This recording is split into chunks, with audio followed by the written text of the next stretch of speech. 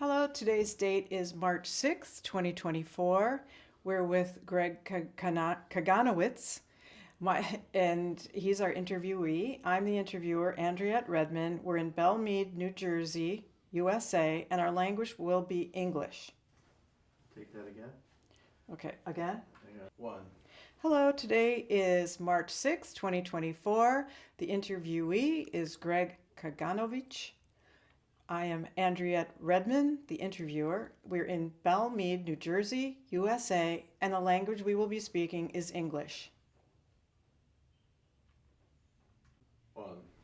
Hello, Greg. We are here with you today and want to get your story. So can you tell us your name, your birthday, and where you were born, please? My name is Grzegorz Kaganowicz. I was born on May 17, 1937 in Warsaw, Poland. I said my first name is Grzegorz, but this is not how I was born. My born name was Abraham. I was named after my grandfather, who was a painter. He was not a painter that painted pictures, but a painter that painted houses inside and out. He died in 1918 during the flu epidemic. And he left my grandmother with 5 sons, which the oldest one was probably 15 at that time, and the youngest one was 4. All of them survived until the war. 3 of them survived the war. One of them, Nahum, the youngest one, survived the war as a partisan in the area of Vilno. The other one, Meir, survived because he escaped to Russia, because he was communist leading and was almost jailed in Poland in 1920s, so he ran away to the heaven of communists and was put to jail for 5 years instantly, but he was released then and he survived the war. He died in 1956 of heart failure, which was the result of the jail that he spent in Russia. Why was he jailed? Because he ran away from Poland to Russia, to communist Russia, and they considered him a spy. The same thing that's happening today. And the last one surviving was my father. And the reason that he survived, or one of the reasons, was that he was mobilized in 1939 with the Polish army, went to Romania, was put in POW camp. After about a year and a half, he ran away from the camp and lived as a civil refugee in Romania, which Romanian government permitted at that time. So on my mother's side, she was one of 5 daughters. Her father was a very religious man. He owned a mill, and they were rather affluent family. He was not that young because he got married, I believe, in 904 or 903, and he was 18 years older than his wife, my grandmother. And she was really the force in this household. From what I remember, she was very energetic, very strong-willed person, and all her daughters took after her. The oldest one, Luba Bilicka-Blum, she became a nurse. She went to a nursing college, became an instructor, then became deputy director of the school and eventually director of the school. And she was running the school during the war in Warsaw ghetto, for her activity, she was awarded Nightingale Medal, which is a very high medal in the nursing, the highest medal in the nursing that one can get. The youngest sister, Rachel, went through the war. She was sent to the concentration camp, which is called Stutthof, survived the camp, came back to Vilna, where my parents were from, married, got children, emigrated to United States in 1976, and lived until basically a year and a half ago.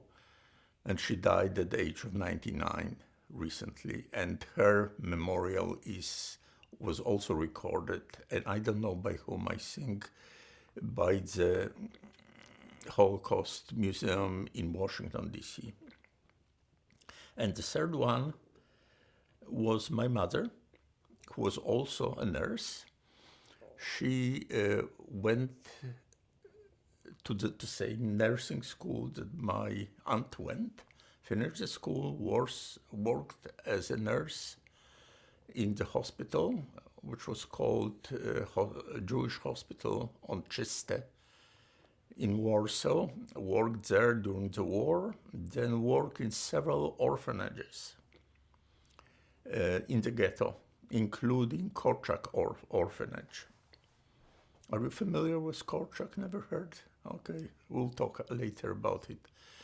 And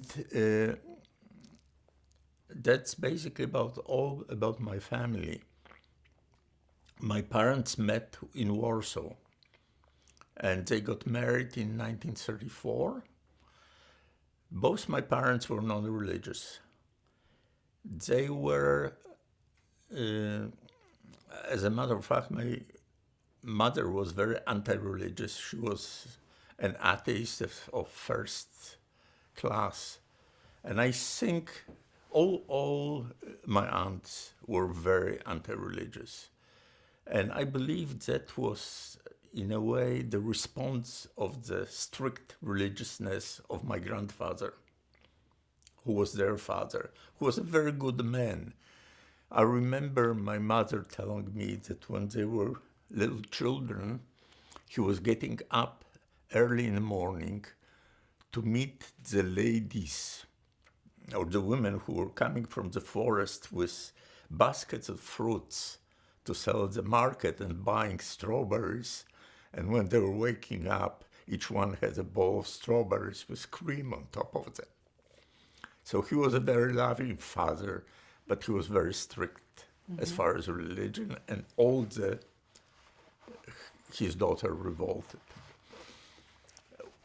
Because in Poland, at that time, there was no civil marriages. When my parents married, they couldn't marry in a non-religious way.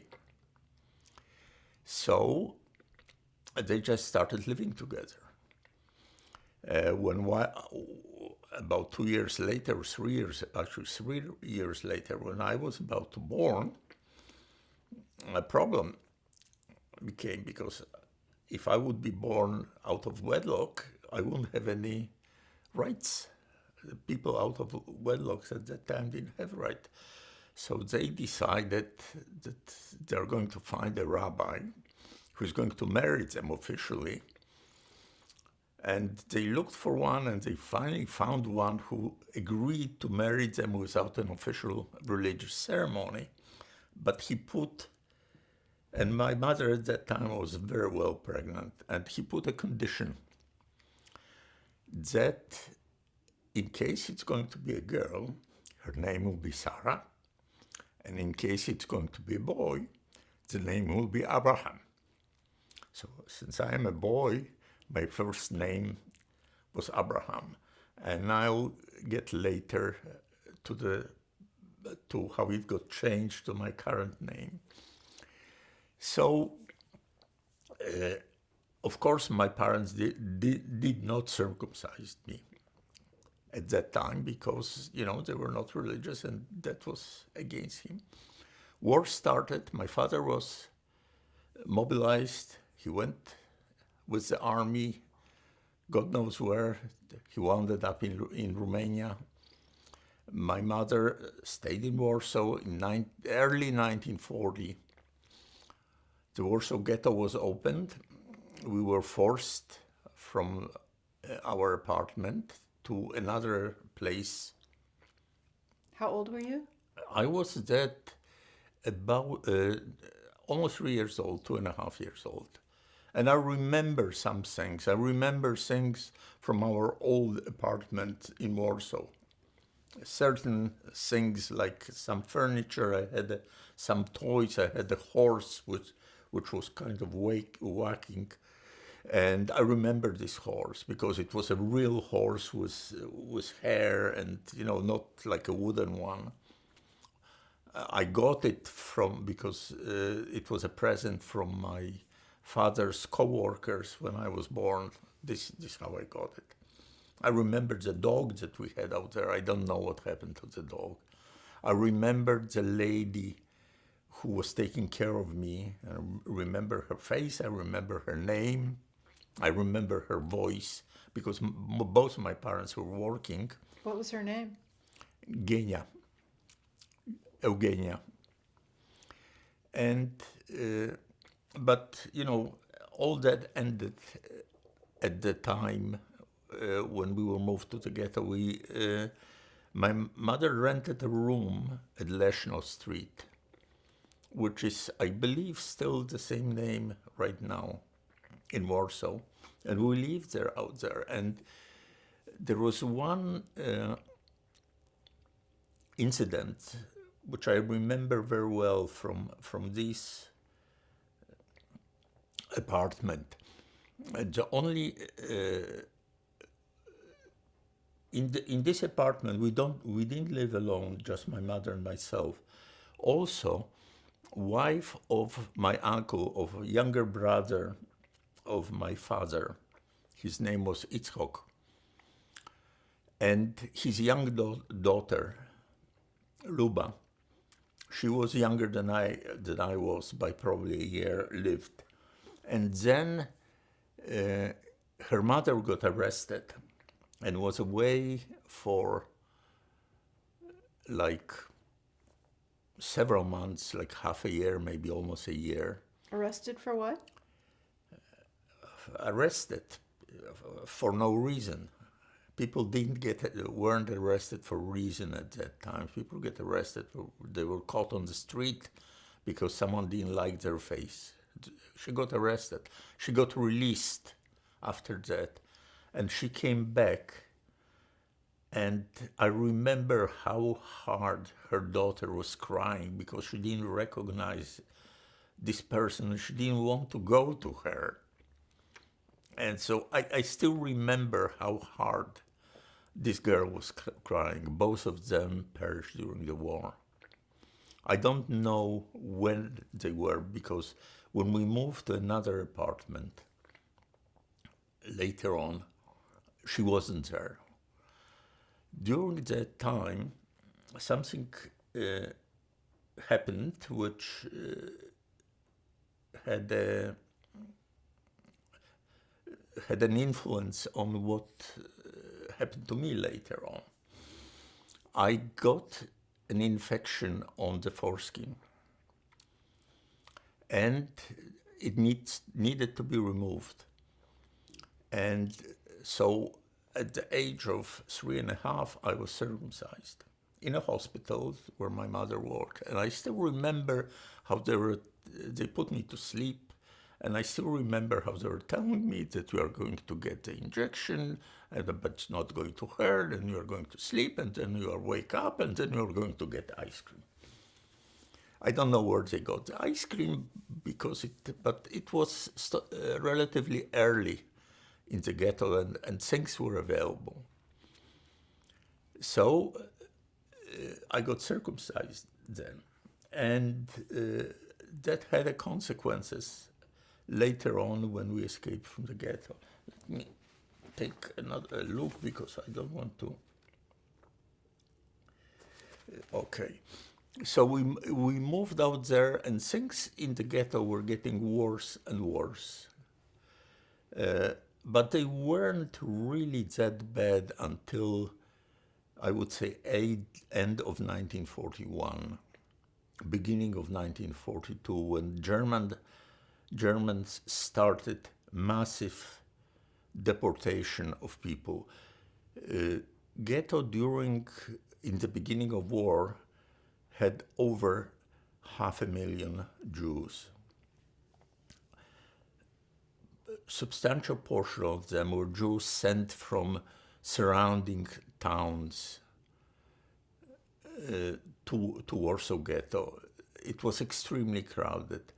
The reason that we survived was that because my mother was a nurse.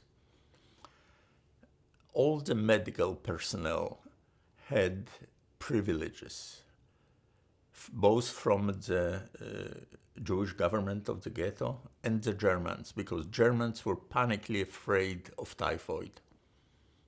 Typhoid was, they wouldn't come close. If you put a sign typhoid on the wall, on the door, they won't come in. They would shoot through the door, but they won't come in. So we moved to another place, and I don't remember where it was. But I only remember that several times we were hiding while living in this other apartment, and because there were these, I don't know what the roundups of people by Germans, but mostly by Jewish police, not by Germans. Germans were accompanying, they were down on the outside, making sure that the people get into the cars to be taken away. But it was the Jewish police who was going from apartment to apartment and chasing people out onto the street. And in one instances, we were hiding, these were 2 rooms. There was one room which had a small opening, like maybe 4 feet by 2 feet, and it was covered by a big closet. And you were going to that room through that closet, and there were like maybe 10 people in that room. And this was this rounding up by Jewish police, and they came to this first room, and they looked around, and they moved away the closet, and they said, "Hey, you guys, what are you doing here?" And someone bribed them, gave them a lot of money, and I remember this guy, this policeman saying, "You are lucky because you are on a 4th floor, and Germans were too lazy to come up with us, because if they would be here, we wouldn't take that bribe." So, we're saying that Germans were bad. Not only Germans were bad.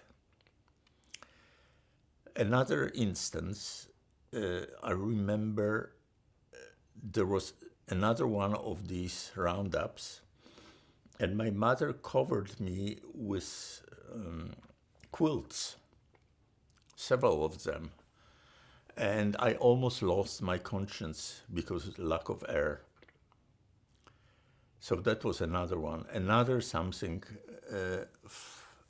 And at about that time, my mother started taking me with her to work. She didn't leave me at home. She was going to hospital, was taking me with her. She was going to these orphanages where she served as a nurse, and there were several of them. And she always took me with her. And there are 2 instances that I really, really remember. One, I believe, was in the hospital. She took me with her, but that doesn't mean that I was with her 100% of the time. She left me in the room, and I wandered around. And I remember once I wandered into a room, which was a big room, and it was full of dead bodies. All of them were naked. And I stayed there and looked at them and wondered what these bodies are and someone came in and grabbed me and said, "What are you doing here? Go away, and you shouldn't be doing." And the second thing was in an orphanage, which was a much worse story. And it was an orphanage which one of the windows was facing the wall which was separating the Jewish quarter from the rest of the city. And I was sitting with another boy in this window, and there was a German soldier on the other side of the wall, kind of patrolling. And we were making faces to this soldier. And what he did was he took his gun and shot. And he killed the boy that I was with, and he shot him in the head, and contents of his head splattered on me. I fell on the floor. So that was something that I would rather forget, but that was one of the unpleasant things during the ghetto.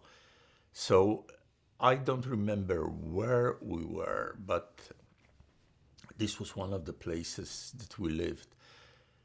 Toward the end of our stay in ghetto, I think it was mid to end of 1942, we were living in the building where my aunt was running her school, her nursing school, which was approved by Germans because it was tacit approval, because she was allowed only to have some numbers of students. So she was supposed to give the life cards to some of her students and not to some others. And that was not something that she wanted to talk about later on. So anyway, when we were living out there in this place, things in the ghetto became really, really bad. And there were talk, why don't we try to escape from the ghetto? And and there were, I would say, different fractions in the family, because it was my mother, my aunt, and my aunt's husband. His name was Abrasha Blum. He was pretty well known. He was a member of Bund, which is Jewish socialist organization before the war and during the war. He was representative of the Bund in the Jewish fighting organization. So, and he had a lot of contacts because of that. He was also, before the war, one of the deputies in Warsaw Assembly, not the National Assembly, but City Assembly. One of his friends, and my mother and my aunt's friends, was a person whose name is Marek Edelman. Maybe you heard of him. He was one of the leaders of the ghetto uprising. And when this discussion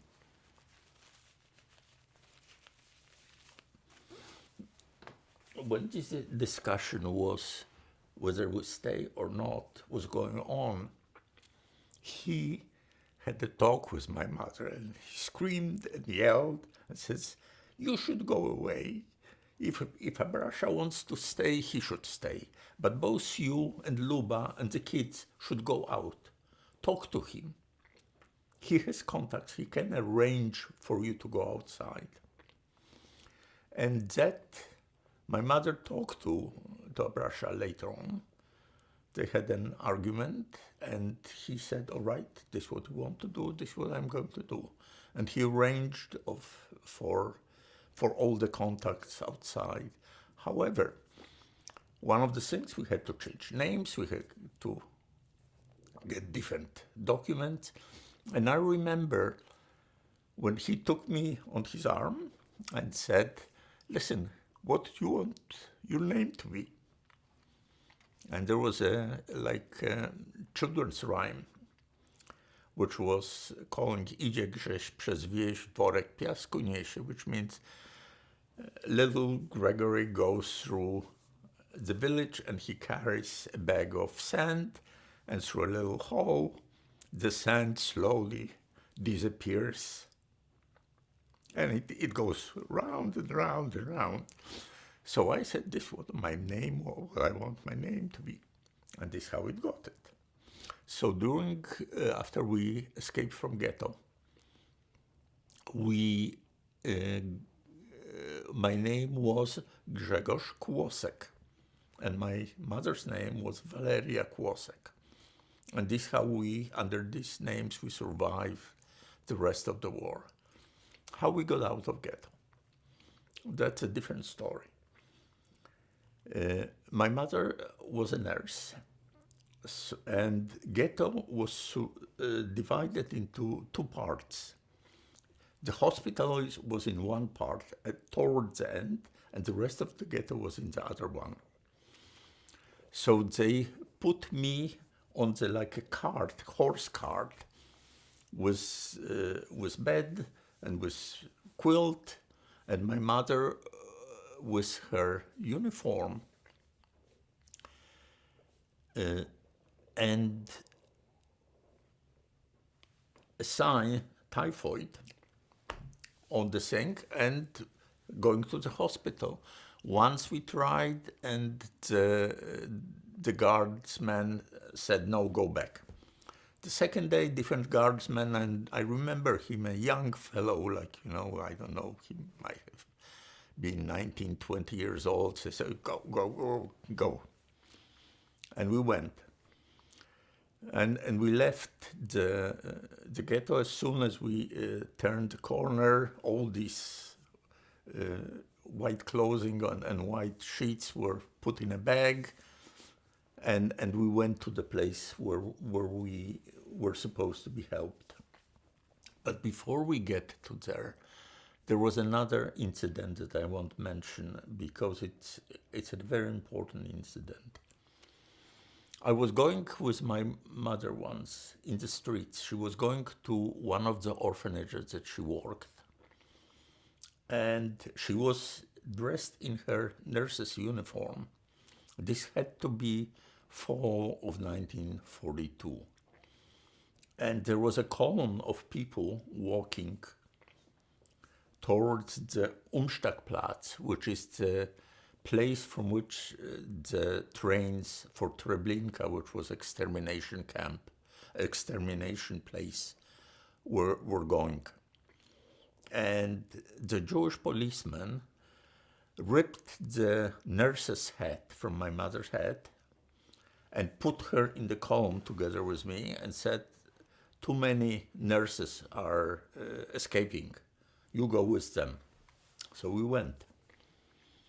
And we went to the Umstagplatz, and there was crowds of people out there. And another thing that I remember, when we were going there, walking, another horse cart, with a lot of children, was passing by the walking column. And the children were laughing, and they were saying, oh, you poor fellows, you have to walk, and we are going by the cart. So we are the lucky ones. And it's something unforgettable. So when we were on this Umstagplatz, it was a pretty large place, and was on one side of it was a building, and this building was a hospital.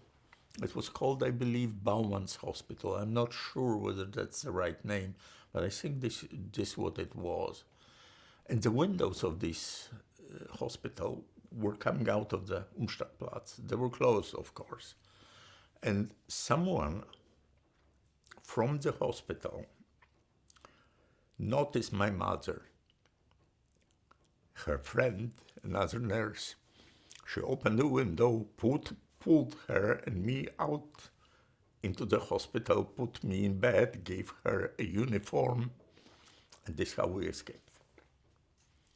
So coming back to my previous place in the story, when we left the ghetto, we went to a first place.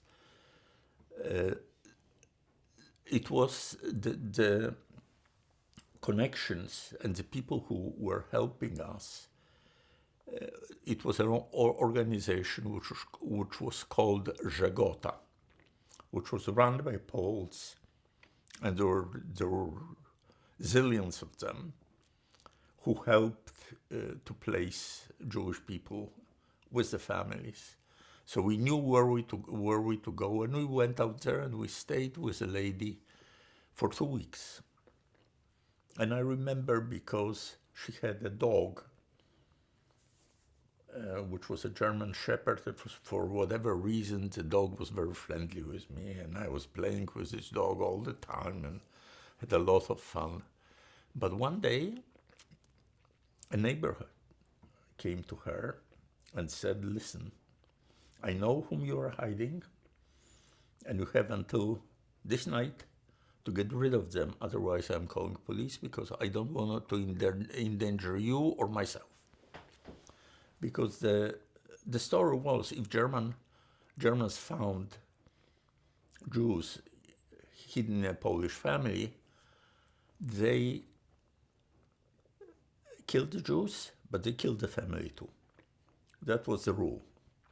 So anyway, we had a second address, and this was in a town, in a part of town which is called Żoliborz.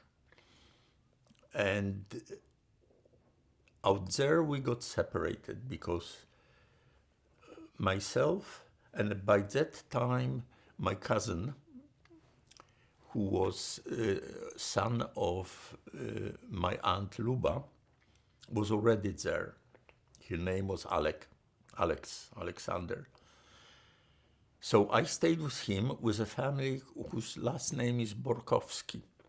I stayed with them several days, and then they sent both of us to the kindergarten.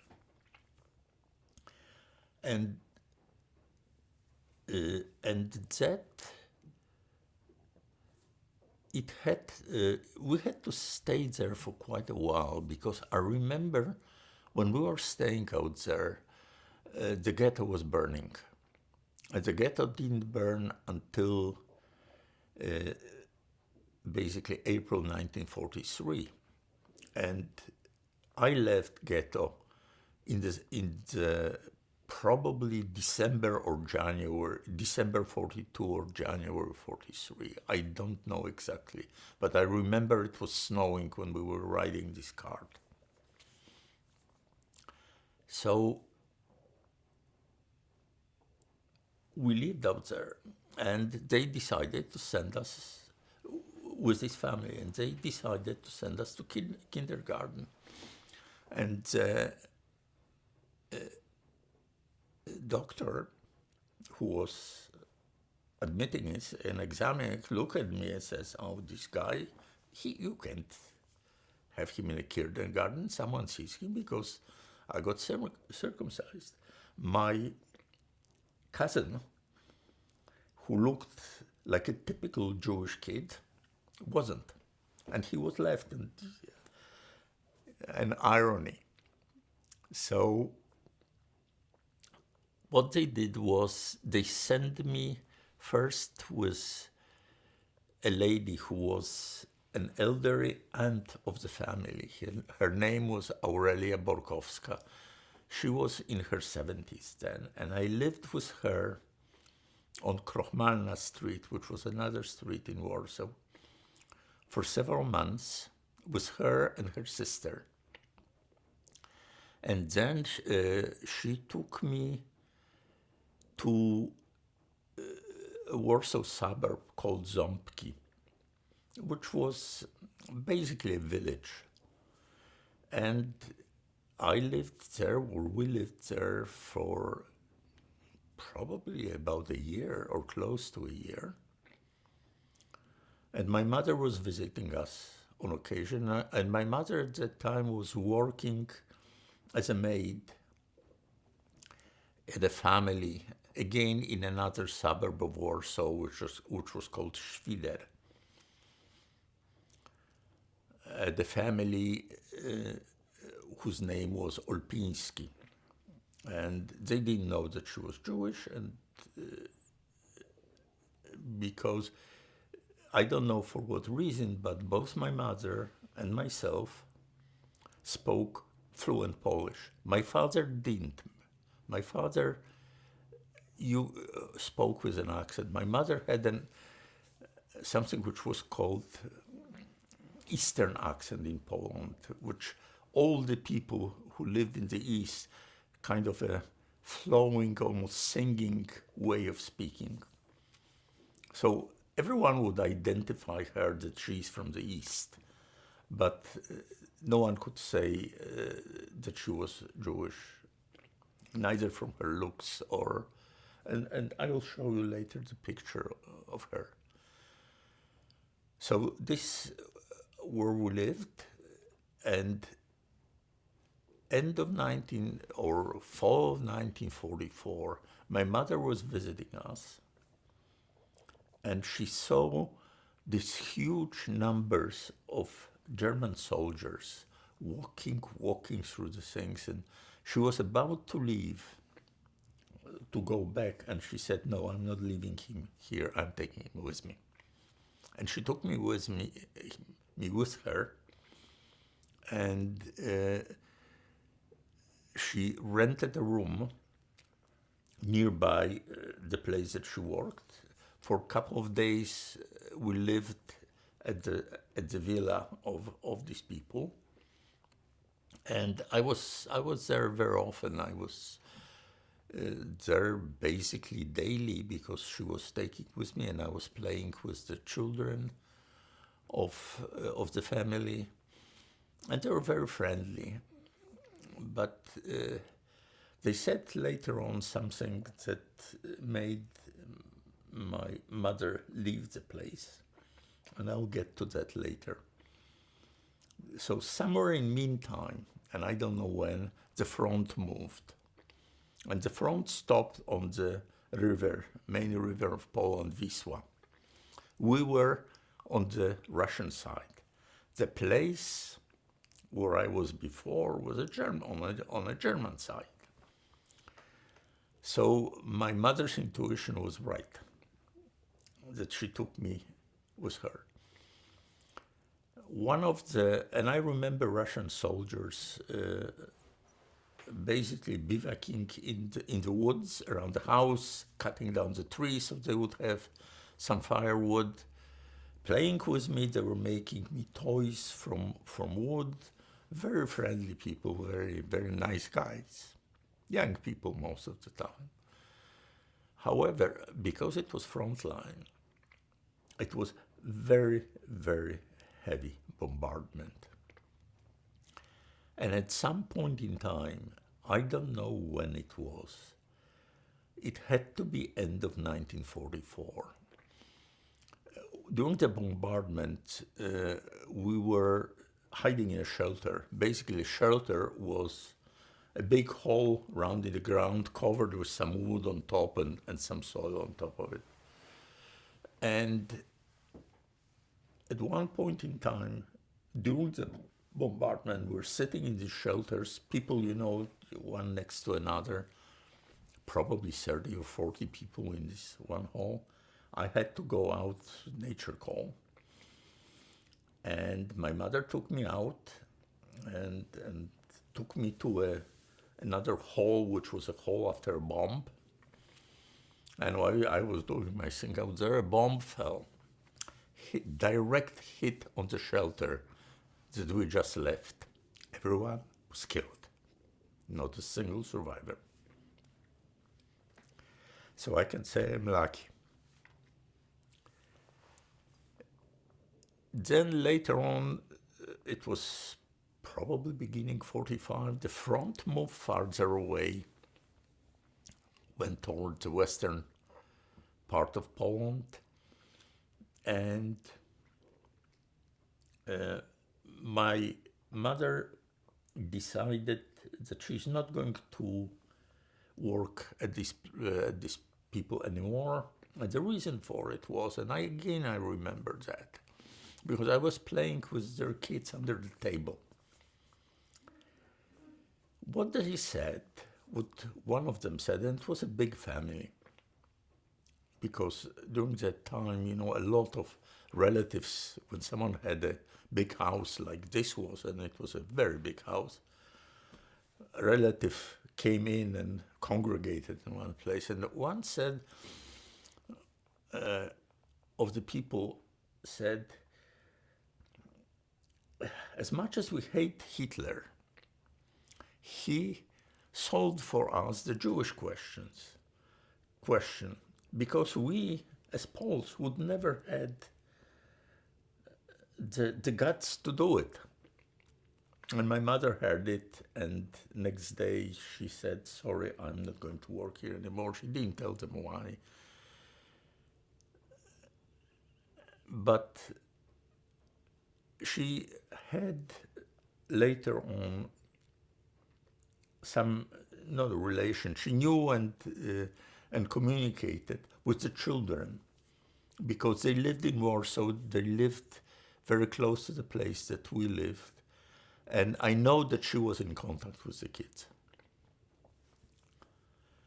So once I remember, again, this was something that I overheard that I shouldn't have. This woman, which was a young woman, then came to my mother and says, and she was saying something like that, I'm going to this doctor, I know I'm pregnant, and he's telling me that I'm just getting fat. And I know I'm pregnant. What should I do? Well, you're a nurse. Tell me, how should I convince him? I don't know what the rest of the conversation, but I remembered that thing. That was 19, I was probably 12 years old or something like that. For things like that, ears are so big. So anyway,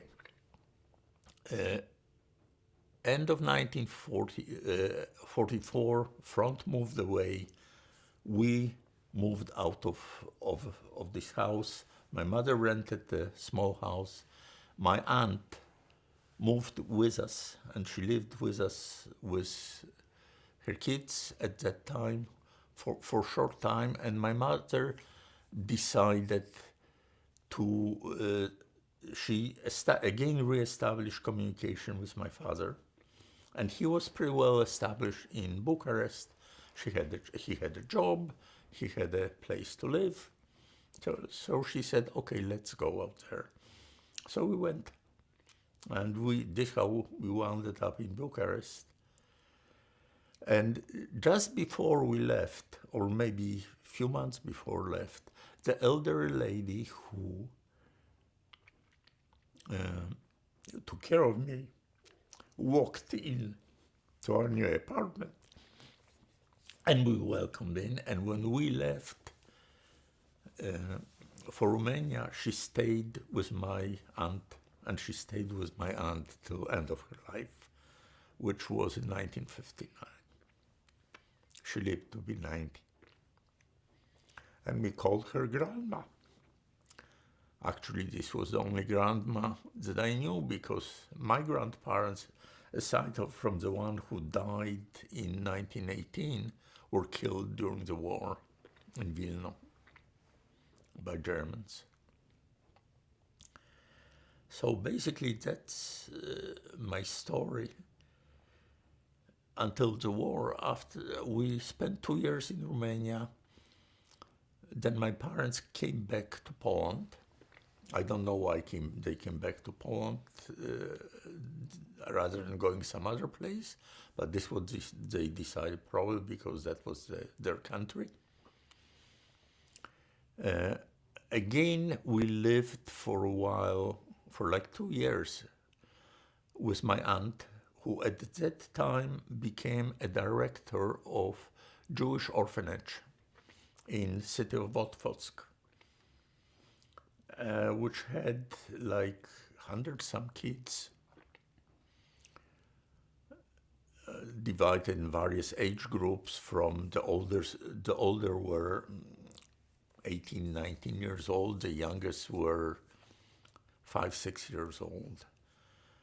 And I was basically, during these 2 years, in the orphanage, coming on weekends to my parents' house, because they lived in one room, 4 of them, which means my father, my mother, and my siblings. My siblings were born in Bucharest in 1946. They were twins, brother and sister. Their names? Alexander and Elisa. They are both alive. Both are retired. My sister retired just a year ago. She is a pediatrician, has two daughters and 4 grandkids. My brother was a chemist, or is a chemist, and he lives on Long Island. Again, has 2 kids. His son is a physician. His daughter is a marketing something. Each one of them has 2 kids. So that's basically the family story. What happened to your uncle in the resistance? He survived the war. He went to Israel. He died in, I believe, 2008. He was 94 when he died. Do you know how he survived?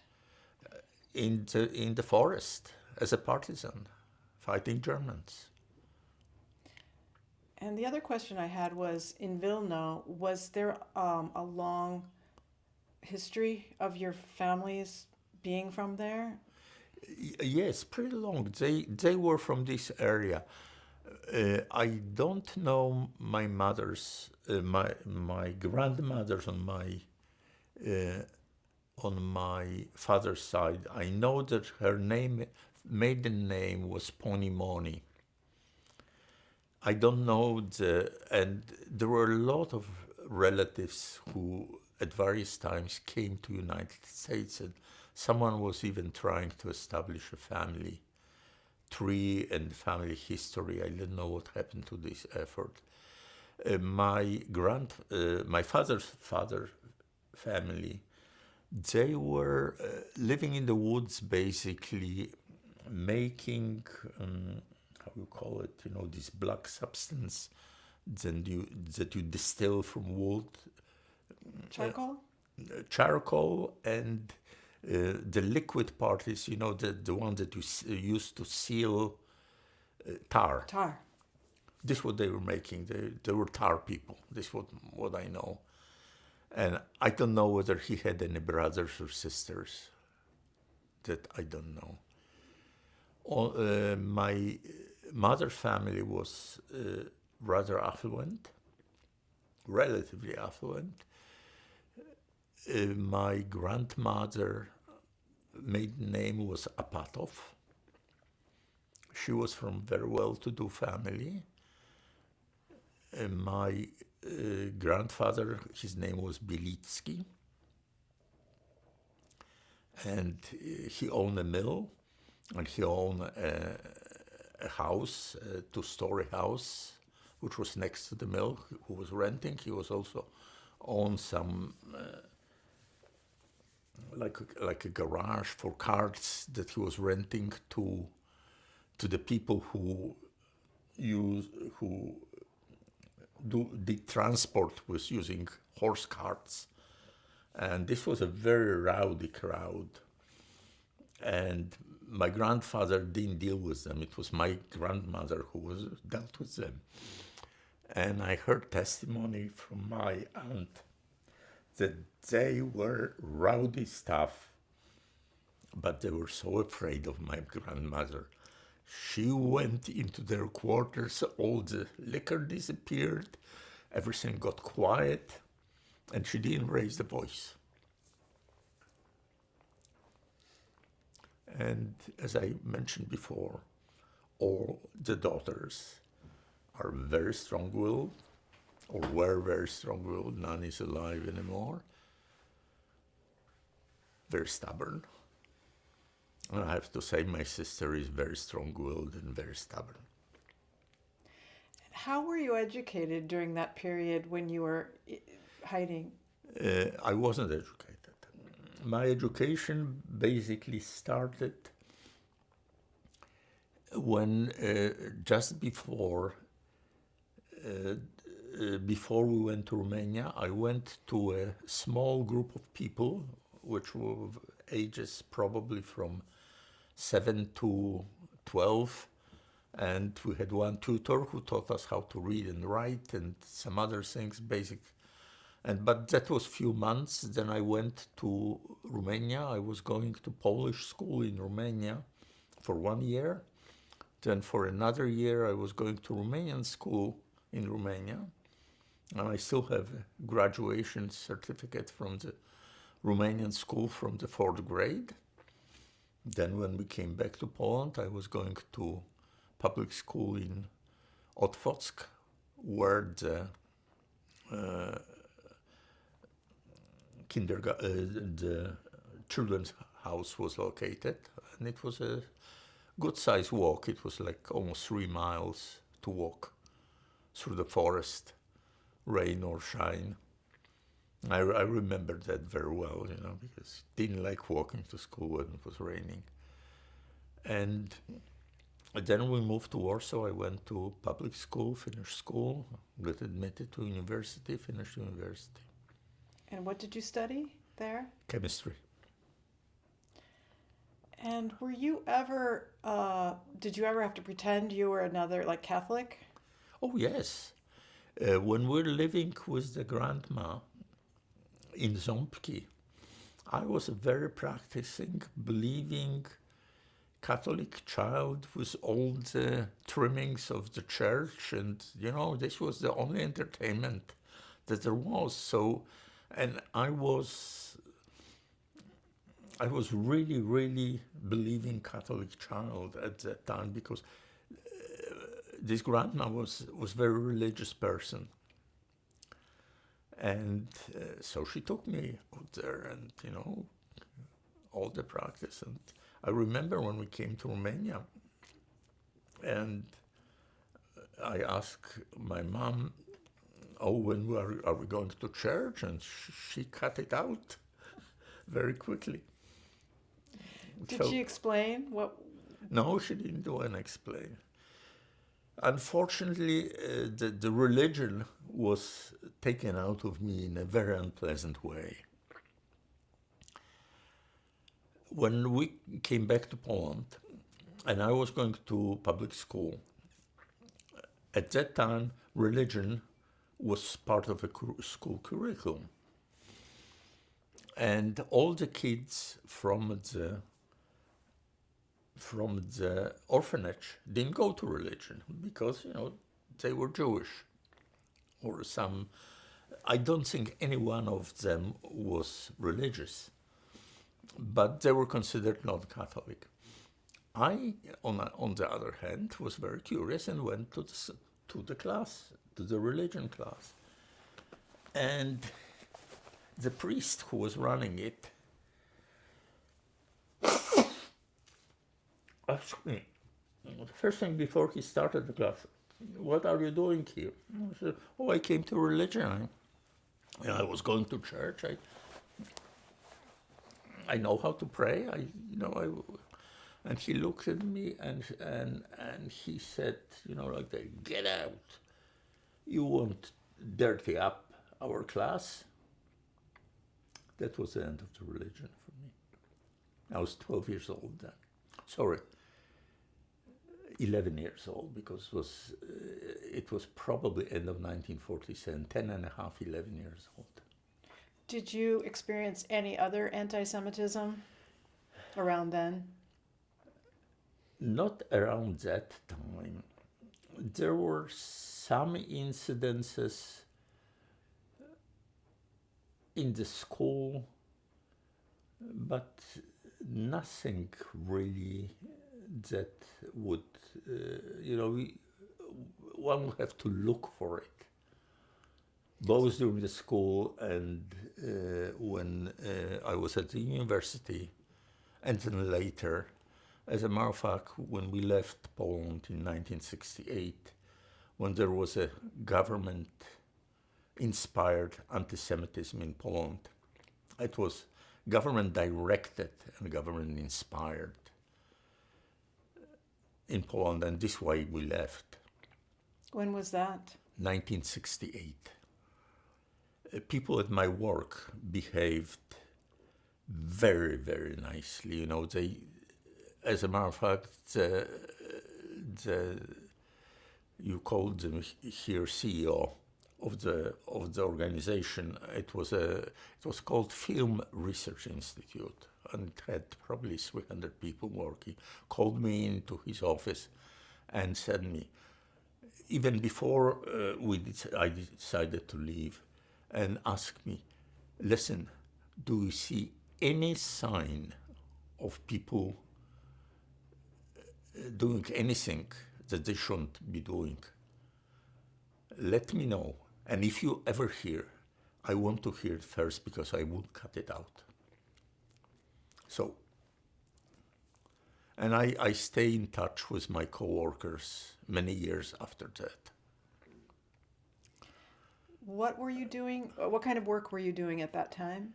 The same thing that I was doing on material science. Mm-hmm. And then, as a matter of fact, the only unpleasant person when we were leaving Poland was my cousin, the one that went to kindergarten. He behaved atrociously, as I won't get into detail, but I basically cut all the contacts with him. And his reason for that was that we are leaving Poland and we shouldn't be because it's our country and so on and so on. And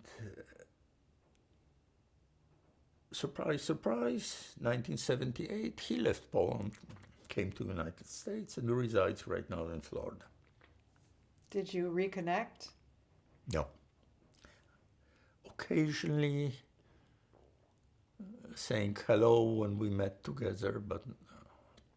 So where did you go right after Poland? That's in a way a standard. The way to leave Poland was to apply to emigrate to Israel. We didn't want any part of Israel because Israel was a religious country, and it still is. It's probably more religious right now than it was then. So we didn't want to part, but that was the only way. When we came to Vienna, we got a strip of our citizenship while leaving. We left, was charged for the atrocious amount of money for something which was called travel document. We went with that to Vienna. Out there we met by organization which is called United HIAS organization. I don't know what HIAS said. It helps to immigrate for Jews to immigrate to United States. How do you spell that? HIAS. It's called United HIAS Service. It's a very well-known organization. They basically lend us money to stay in Vienna for 2 weeks and then in Rome for another 5 weeks,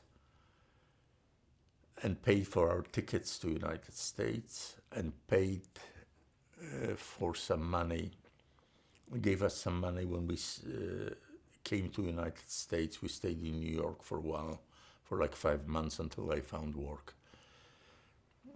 What was that like for you as a young man or a boy, older boy, to be in Vienna first of all, and then Italy? Any memories?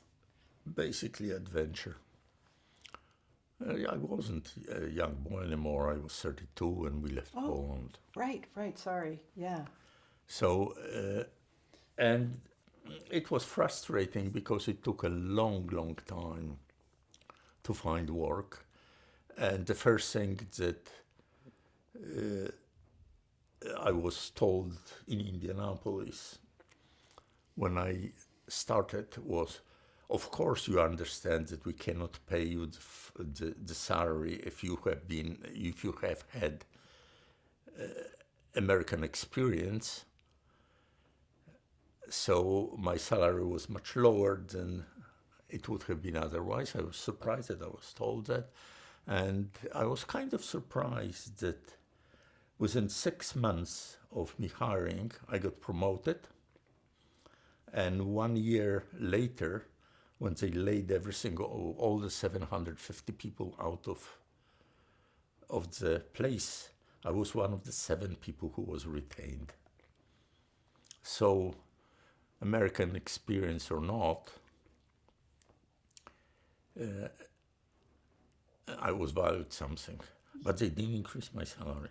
No. It took about 5 to 10 years to catch up. And I caught up eventually, but that was in Princeton when I was working for Central Laboratories for RCA. Eventually, my salary caught up. And can you tell us what you were doing? I was a material scientist, and you name it, I did it. I did chemistry, I did physics, I did biology, I did electronic engineering, I did films. It was a wonderful place to work because of variety and quality of the people who work out there. There were absolutely wonderful minds out there, and we were all the time at the edge of science. And that was fascinating. In 1987, RCA was gobbled up by GE, and the laboratories were supposed to close, but a lot of politicians didn't like that because it was probably one of the 3 best laboratories in the country. The other ones was Bell Labs, and the third one was the SRI, which is called SRI Research Institute in San Francisco. So what happened was the GE didn't like the bad publicity, and they decided to give the labs to SRI, which was another research institute, as in a way subsidiary. But within 5 years, we had to learn how to earn our keep, which means how to get enough outside funding to support ourselves. And we eventually did that. With smaller staff, because when RCA was the lab, it had about 1,600 people. And when we finally settled, it was around 700 people. But it was a journey, let's call it this way. And where did you live the longest, and how did you meet your partner, your wife? I met my wife in Poland. We were both educated, born in Poland. My wife is an English major. She was a translator and an English teacher before we left, and she was a student when we married. And we are still married 61 years later. 61 Her years. name is Eva Zak, Ewazak. Is she of Jewish descent also? No. And is she religious compared to you, or? She is as non-religious as I am, but her mother was extremely religious. And I was getting along with her mother fabulously as long as she was alive. And did you have children? No, And where did you live the longest? right in this house. Do you want to tell us about that? How you ended up here? How we ended up when we started living in when I started my work at RCA Labs, we were renting an apartment in Princeton, and every few years the house was being sold, and we had to move out, and the rental in Princeton was atrociously high. So when the second apartment that we lived in Princeton was sold from under us, we started looking for a house, and we wanted an old house with a garden. So we bought, after long looking, this house, which was rather dilapidated, and we moved in. It's a lot of house, believe me. Did you ever experience anti-Semitism later in life? Not any more than anyone else. Not really personally. You know, it's, again, if I would look for it, I will find it. But I heard more Polish jokes, quote Polish jokes, than Jewish jokes in my life in this country. And when did you really understand what happened in the Holocaust? Like, when did that? When did you become aware of the vast picture? Very quickly, very quickly. When I was in the orphanage, when we were in Romania, I was kind of sheltered by my parents. But in the children's house, you couldn't escape it because, you know, all the kids. Also, there was a book issued at the time, which I still have, which was called, how you call it when the prosecutor says, you're guilty. What's the word? Judgment or? No, he's not... Condemn? Not condemn. Before condemning, before verdict, before the verdict, put in front of a judge. It's called children testimonies, and the title is Children are putting whomever in front of a judge. They're pointing out fingers, and these are testimonies of various kids. Some of them I knew. So it was clear what was happening. And the kids, with whom there were like 6 or 7 of us in a room that were sleeping together, some were waking up with nightmares, and there was no question what it was. Another thing I want to mention is when you ask about the Holocaust, how I learned when the war was over. I was coming back from school, or from this small group of people who were learning, and my cousin, the one who misbehaved later in his life, and by the way, he, for whatever reason, was the brightest fellow from our generation. Definitely the brightest, way above everyone else. As far as he was a scientist, he's also a chemist, and no question, he was way above. Right now, unfortunately, his mind is gone. But he was the brightest of our generation, and he was sitting on the fence around the house that we lived in. And he was screaming, Grzesiek, which means Gregory, the war is ended. I will finally see my father. Because he was missing his father. very much. And he didn't know, but at that time that his father was killed. His father left ghetto. Was probably the last group of fighters through canals, and was hiding in a place and was denounced by the concierge of the house. The Germans came in and he tried to run away. He broke his leg. They took him to the prison and shot him. For good thing, the concierge was executed by Polish underground. As an example. For what it was. Let me take a look at whether I haven't forgotten anything.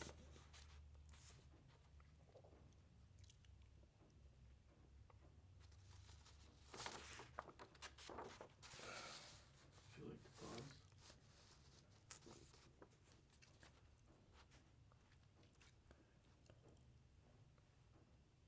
Oh, there are two other things that I would like to mention. And they're after the war. One is a very tragic and unpleasant, but it gives you the atmosphere of this time. When we were leaving, after my grandma came in, and she lived with us, my mother very often was going to Warsaw, who was liberated at the time, which was completely in ruin. If you see the pictures of Gaza right now, that's nothing. There was not a building standing in Warsaw. But she was going out there to get provisions, try to find out whatever happened with some relatives, maybe try to figure out, I don't know why. And she went there several times, and she was going with another woman. And one of these times, and the front was still very close, and there was artillery shelling and bombardment. And one time, I was with this grandma, and some neighbor came in and said, oh, there was a shelling, and your mother was killed. And I remember how terrified I was. And turned out it was the other woman that was killed. Basically, a shell fell by, and she was killed by shrapnel. So my mother didn't go anymore on these trips. And another thing was, and that was in 1947 when we came back from Romania. My mother located, when we left our first pre-war apartment, she gave the keys, because she couldn't take most of the things with her. It was a large apartment. It was like a 2-bedroom apartment. My parents were pretty well-to-do before war. They were not rich, but, they were affluent. Because both were working, both had good salaries. So she left the keys to the apartment with some woman from the neighborhood. So she located this woman later on and went to her home, that was 1947, and asked her what happened to all the things that were in the apartment. And this woman didn't let her in and told her, because the house was bombed. The house that we lived in didn't exist anymore. No, everything was destroyed during the war. But my mother noticed behind her back that there was a credenza from our house standing right there. So she turned around and left. That's something about human nature. The second thing, again coming back to the apartment in that we lived in. My mother had a pin, her nursing pin, which she got on graduating from nursing school, which has her name engraved in the back. It was a silver pin, encrusted, very, very nice, very, very fine. She had that. It was left in the apartment. Disappeared.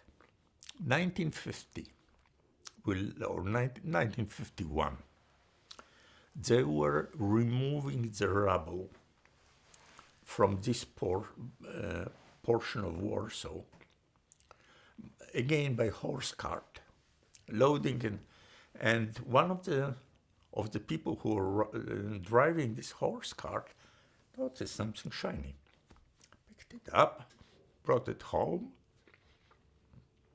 showed it to his wife. It was his pin. There was a name engraved on the back.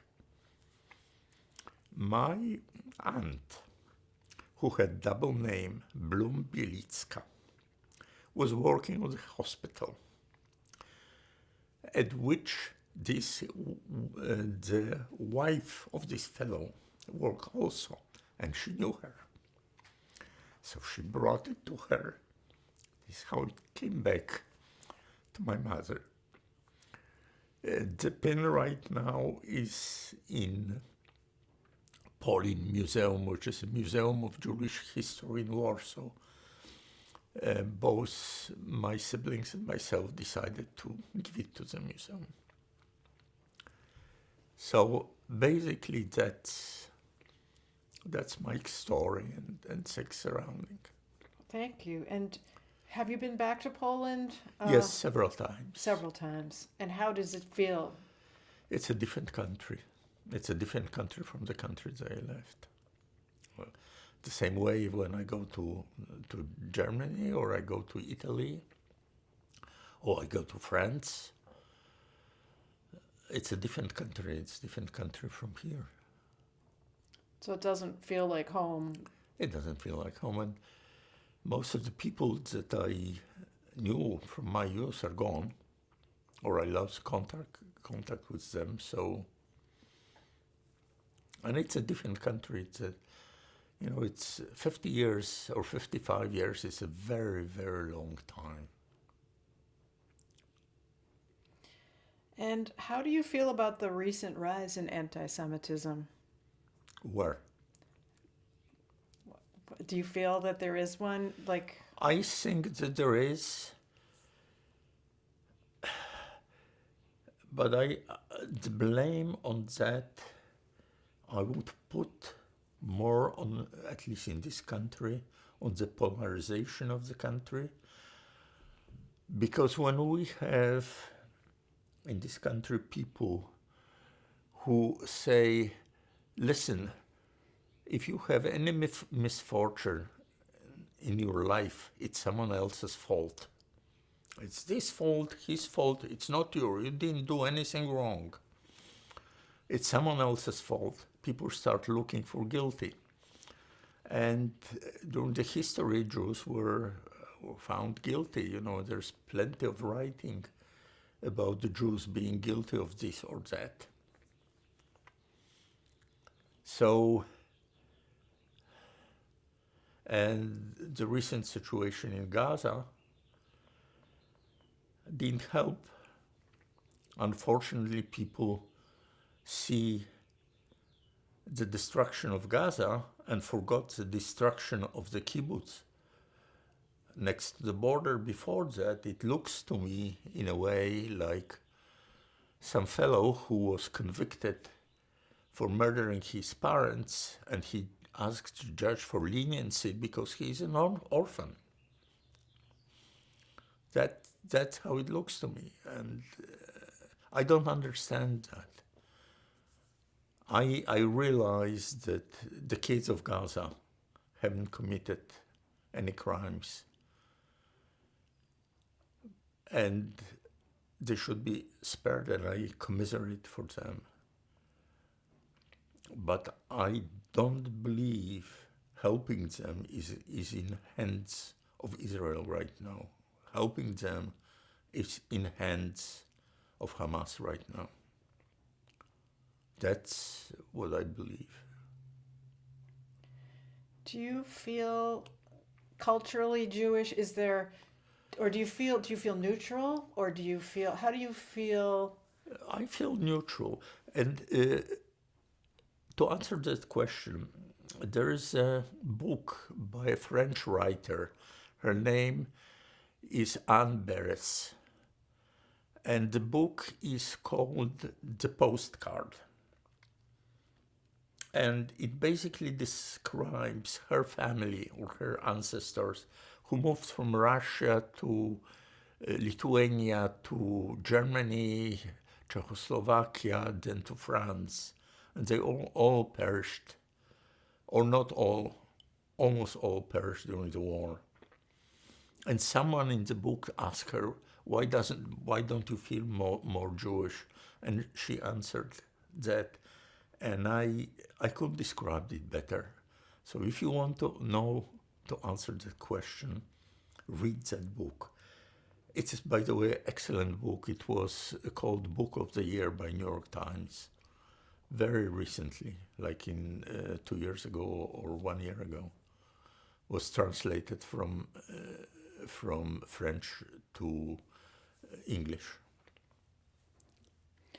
Is there anything else you'd like to say to conclude this interview? Anything? No, just thank you for taking the time and recording it. Thank you very much. And what are we seeing here? That's me at age around 2, probably in the apartment before we left.